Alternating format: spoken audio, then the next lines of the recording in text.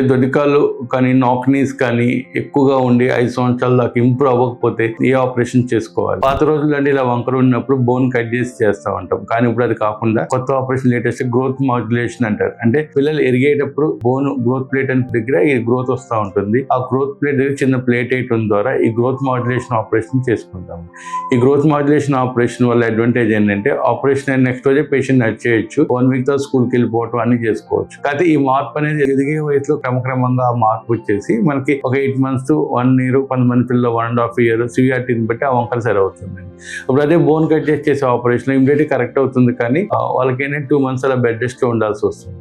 ఈ growth modulation operation లో పిల్లలకి బెడ్ రెస్ట్ అనేది ఉండాల్సిన అవసరం లేదు. అయిన వెంటనే వాళ్ళు నడుచుకోవచ్చు, పరిగెత్తవచ్చు, కింద కూర్చోవచ్చు, సైకిల్ తొక్కుకోవచ్చు, ఇలాంటివన్నీ చేసుకోవచ్చు. సో ఈ కాలు వంకర గుర్తిస్తే ఎర్లీ దశలో డాక్టర్ని కన్సల్టేట్ చేయండి. అంటే కొంతమంది పిల్లలు 7 సంవత్సరాలు వచ్చినా కవర్ అయిపోతుంది, 10 సంవత్సరాలు వచ్చినా కవర్ అయిపోతుంది అని అట్లా నెగ్లెక్ట్ చేస్తూ ఉంటారు. అలా కాకుండా ఎప్పుడైతే 5 సంవత్సరాలు దాటిన తర్వాత మోకాల దగ్గర దూరం ఎడంగా ఉన్నా, పాదాల దగ్గర దూరం ఎడంగా ఉన్నా పీడియాట్రిక్ ఆర్థోపెడిక్ డాక్టర్ని కన్సల్ట్ చేస్తే వీళ్ళకి చిన్న గ్రోత్ మాడ్యులేషన్ సర్జరీ ద్వారా వాళ్ళ వంకరని సరి చేయొచ్చు. వీళ్ళకి ఈ వంకర ఉన్నప్పుడు ఏ ప్రాబ్లమ్స్ వస్తాయి, నడిచేటప్పుడు బ్యాలెన్స్ లేకుండా ముందుకు పడిపోవడం కానీ, అడిగేటప్పుడు తరబట్టడం కానీ, లేదు ఈ మోకాల దగ్గర ఈ వంకర వల్ల ఈ బరువు అంతా కూడా ఒక పర్టికులర్ ప్లేస్లో పడిపోయి అక్కడ బోన్ తొందరగా అరిగిపోవడం, ఇలాంటివన్నీ అవుతా ఉంటాయి.